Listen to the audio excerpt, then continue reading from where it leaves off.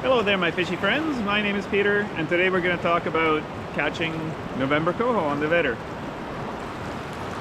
This will be the last in my educational series of videos, and fittingly, it's kind of the end of our coho season. I talked about coho run timing before. If you refer to that video, you'll see that the reason there's a lot fewer people out on the Vedder in November is because there are a lot fewer fish.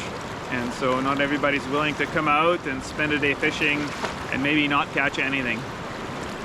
In October, we might get a couple of thousand fresh fish entering the river every single day. In November, it's more likely to be 100 or 200 fish, and they kind of spread out and they're a lot harder to get.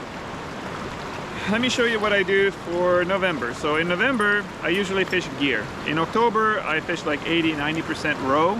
And I'll sort of go to one spot at first light and I'll fish it for as long as I need to get the number of fish I want that day. In October, it doesn't work that great. In November, it doesn't work that great to just stay in one spot and fish it all day because there are a lot fewer fish moving up the river and the fish tend to school up. So you're gonna have a run with no fish and then the next run might have 50 of them sitting there. It really pays to find the fish, and the way you do that is you cover a lot of water, you walk around, you hit a whole bunch of different spots, and so usually I fish like 45 minutes in one spot, throw a few different things, and then move on. I'm just trying to get the hook. So one of my go-tos is silver spoons for sunny days and brass spoons for overcast days. So here's a brass one. Brass with a bit of an orange stripe, orange back or orange stripe. I like them both. So those are a couple of go-tos. The fish in November though are kind of slower. As the water gets cold, the fish are not as aggressive and they don't chase stuff as quickly. So a spinner will often produce just as much or more than a spoon. It puts your presentation in front of the fish just a little bit longer. I like the steelhead slammers, but you know, Prime Lures makes one that's very similar.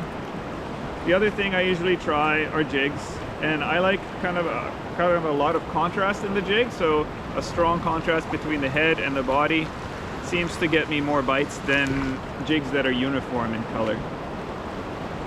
So yeah, that's about it for the gear that I use, and usually I'll try all three different things, and if I haven't had any bites, then I move on to the next spot. And that's really kind of all the advice I have to give you on November fishing. It's a lot slower, so don't expect to come home with a fish every time.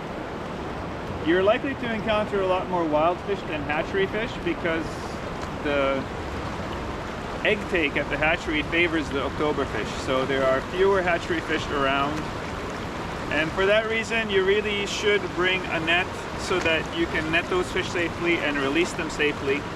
Definitely don't drag a coho up on the rocks until you know whether it's hatchery or wild.